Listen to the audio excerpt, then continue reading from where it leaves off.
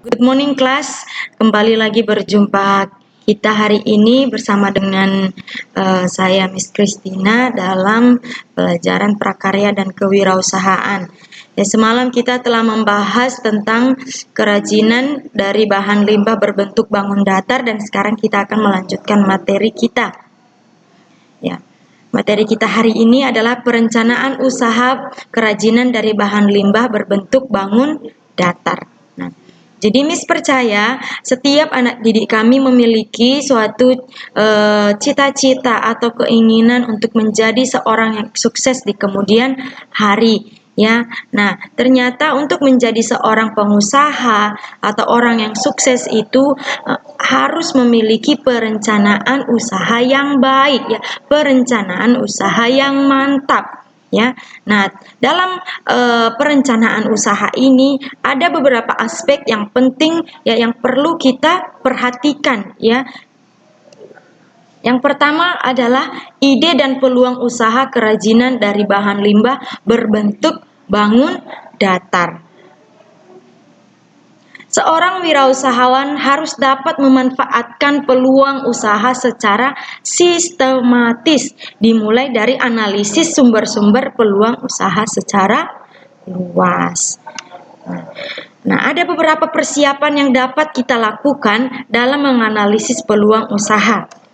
Apa itu? Yang pertama, meneliti berapa luas usaha yang akan dipilih. Ya, kita harus meneliti lokasi, seberapa luas lokasi yang akan kita pilih. Nah, kemudian bentuk usaha apa yang akan kita pilih. Nah, setelah kita menentukan bentuk usaha apa yang akan kita pilih, nah, sekarang jenis usaha apa yang akan kita tekuni. Nah, setelah kita pilih, ya, baru kita tekuni, ya. Selanjutnya, informasi usaha yang akan diterima, ya. Dan yang terakhir, ada atau tidaknya peta usaha yang menguntungkan. Nah, seorang pengusaha mendirikan suatu usaha itu dengan tujuan untuk mendatangkan laba, ya, mendatangkan keuntungan bagi dirinya. Tidak ada seorang pengusaha mendirikan suatu usaha itu dengan tujuan untuk ya membuat kerugian untuk dirinya sendiri, tetapi sebaliknya adalah menguntungkan. Iya, menganalisis peluang usaha bertujuan untuk mencari dan melaksanakan kegiatan usaha yang menguntungkan, bukan merugikan. Ya, rencana dalam berwirausaha perlu dianalisis untuk mengenali kelemahan-kelemahan yang dapat mengakibatkan kesulitan-kesulitan keberlangsungan usaha. Ya, analisis usaha ini juga dapat digunakan untuk mencari strategi alternatif dalam bidang penjualan, bauran produk, investasi, pengembangan staf, pengendalian usaha, pengendalian biaya, dan lain-lain. Nah, jadi seorang pengusaha itu sebelum dia mendirikan suatu usaha, ya dia telah memikirkan resiko-resiko apa yang akan terjadi, masalah-masalah apa yang akan terjadi, ya 2 atau 3 tahun ke depannya. Sehingga ketika masalah di perusahaannya terjadi, dengan cepat dia dapat melakukan suatu tindakan yang positif untuk memajukan ya usaha yang sedang ia kerjakan pada saat ini. Secara rinci, ada beberapa langkah yang perlu diperhatikan dalam menganalisis peluang usaha produk kerajinan dari bahan limbah berbentuk bangun datar. Nah, yang pertama adalah penetapan kelayakan usaha. Penetapan kelayakan usaha. Nah, ada bagian-bagiannya lagi. Yang pertama adalah analisis teknis, ya, analisis teknis. Nah, apa yang dimaksud dengan analisis teknis, ya kan?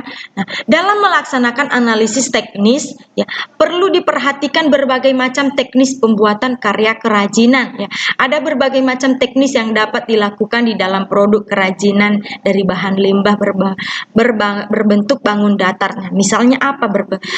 Contohnya teknik anyam, teknik kolase, dan lain sebagainya. Nah, teknik pembuatan karya kerajinan tersebut harus dianalisis memutuskan jenis usaha kerajinan yang tepat dan memenuhi kebutuhan. Next, yang kedua adalah analisis peluang pasar. Nah, apabila ingin mendirikan usaha kerajinan dari bahan limbah berbentuk bangun datar, ya harus mengetahui informasi tentang pasar. Karena tujuan usaha ini untuk memenuhi ya permintaan pasar, bukan permintaan diri kita sendiri, tetapi memenuhi permintaan pasar. Nah, oleh karena itu diperlukan riset pasar. Riset ini bertujuan ya atau dilakukan untuk memenuhi pasar yang menemukan pasar yang menguntungkan. Nah, jikalau kita contohnya mau berdagang, mau berjualan, kita harus melihat pasar. Ya, apakah pasar itu memiliki nilai atau memiliki permintaan yang tinggi atau rendah. Nah, itu semuanya harus kita analisis ya. Nah, riset ini dilakukan untuk menemukan pasar yang menguntungkan, memilih produk kerajinan dari bahan limbah yang dapat dijual, menerapkan teknik pemasaran yang baik ya, dan perencanaan sasaran pelanggan. Oke. Selanjutnya ya, yang ketiga, menentukan segmen pasar ya, menentukan segmen pasar. Nah, langkah ketiga dalam menetapkan kelayakan usaha ini adalah menentukan segmen pasar. Nah, ini terkait dengan perkiraan konsumen berpotensial dari produk kerajinan yang dapat diterapkan. Ya, langkah ini juga menentukan untuk mengetahui pembeli tiap-tiap segmen pasar pada saat ini dan yang akan datang. Yang keempat adalah sumber informasi pasar. Yang kelima, uji coba menjual. Nah, sumber informasi pasar ini juga harus diketahui, yang harus kita ketahui demi keberlangsungan perusahaan kita. Ya, uji coba menjual. Ya, kita coba menjual apakah laku apa tidak, dan studi kelayakan pasar. B. Analisis kelayakan finansial. Nah, ada dua langkah dasar sebagai alternatif dalam analisis kelayakan finansial. Yang pertama adalah penentuan kebutuhan finansial total dengan dana yang diperlukan untuk operasional. Ya, penentuan sumber daya finansial yang tersedia. C. Membedakan persaingan. Semua usaha produk kerajinan akan menghadapi persaingan, baik persaingan langsung, yaitu dari produk kerajinan yang sejenis maupun dengan produk perusahaan kerajinan lain pada pasar yang sama. Analisis persaingan ini sangat penting dalam rangka pengembangan dan keberlanjutan usaha produk kerajinan yang dikembangkan. Nah, jadi tujuan dalam mengembangkan ide dan peluang usaha pada produk kerajinan adalah sebagai berikut. Nah, ini dicatat ya, diingat ya. Ide dalam pembuatan produk agar diminati konsumen. Nah, itulah tujuan kita ya, setiap produk kita agar diminati oleh konsumen, disukai oleh konsumen ya. Ide dalam pembuatan produk agar dapat memenangkan persaingan. Nah, ada persaingan langsung maupun tadi tidak langsung ya dengan sesama jenis produk. Nah, jadi ide ini bertujuan bagaimana supaya produk kita dapat memenangkan persaingan. Nah, yang ketiga adalah ide dalam pembuatan dan pendayagunaan sumber daya produksi.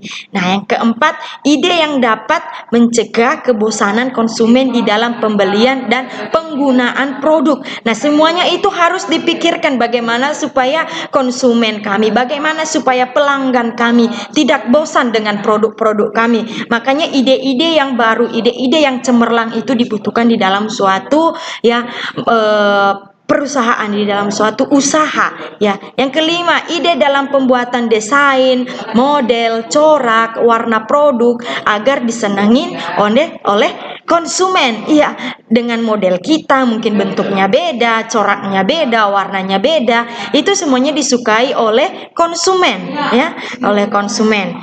Nah, jadi anak didik kami, demikianlah materi kita hari ini. Jika ada pertanyaan, bisa nanti disampaikan kepada Miss lewat WA pribadi ataupun setelah nanti pertemuan di dalam kelas. Terima kasih. God bless you. Bye.